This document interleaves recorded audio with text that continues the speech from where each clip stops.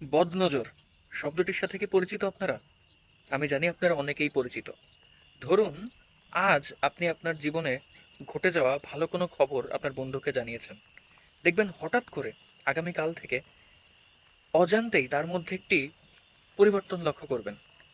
আপনার খুব কাছের যে বন্ধুটি আপনাকে সবসময় সাপোর্ট করতো, সেও হঠাৎ করে আপনার এই সুখ, আপনার স্বাচ্ছন্দ্য সহ্য করতে পারবে না। এটা কেন হয় জানেন? ঈর্ষা। অর্থাৎ একটা মানুষ যখন দেখে আপনি তার থেকে বেটার পজিশনে গিয়েছেন, তখন আসলে আপনি না চাইতেও আপনি তার কম্পিটিটর হয়ে যান সে সময়। আপনি না চাইলেও সে নিজেকে আপনার কম্পিটিটর ভাবতে শুরু করে। এ ব্যাপারে ছোট্ট একটি গল্প বলি।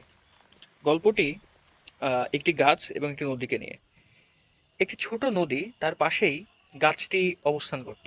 মূলত আহ, ওই নদী থেকে যে পানি আসতো বা মাটি ভিজে থাকতো, সেখান থেকেই ওই গাছটা আস্তে আস্তে আস্তে আস্তে অনেক বড় হয়েছিল। তো গাছটি এবং আহ, নদী, এই দুইটির মধ্যে একসময় কিন্তু খুব ভাব ছিল। তারা খুব ভালো বন্ধু হয়ে যায়, কারণ একজন আরেকজনকে সহযোগিতা করে বেড়ে উঠছে। তো একদিন গাছটি দেখলো অনেক মানুষ আসছে, নদীর পাশে দাঁড়িয়ে নৌকায় উঠে বা নদীর সাথে অনেক কিছু ছবি তুলছে। তো একটা সময় গাছটির মনে হলো যে আমিও তো সুন্দর, তাহলে মানুষ আমার সাথে কেন ছবি তুলছে না। এইটা আস্তে আস্তে তার মনে ঈর্ষার জন্ম দিল। সে ভাবতে লাগলো নদী হয়তো বেশি ফোকাস বা লাইমলাইটে আসছে, সে লাইমলাইটে আসছে না। এখান থেকেই তার মধ্যে একসময় চিন্তা আসে যে এই নদীকে বাঁচতে দেওয়া যাবে না।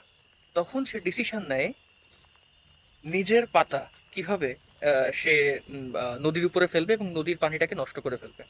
তো একটা পর্যায়ে যেটা হয়, গাছ নিজের পাতা ছিঁড়ে ছিঁড়ে নদীর উপরে ফেলতে লাগলো, এবং সেই পাতাগুলো একটা পর্যায়ে পচে নদীর পানিটাকে নষ্ট করে ফেললো।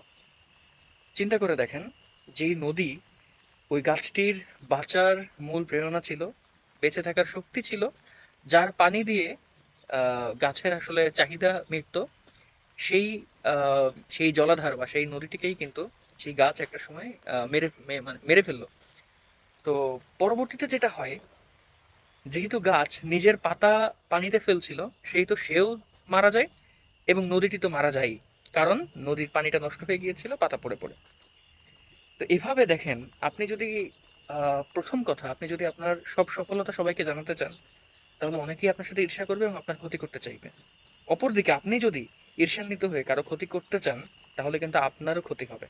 এই গল্পটি অবশ্যই মনে রাখবেন এবং নিজের জীবনে চলার পথে এই শিক্ষাটা অবশ্যই কাজে লাগবে। ধন্যবাদ। This is Sheikh Naim Hasan moon, signing out today. আসসালামু আলাইকুম।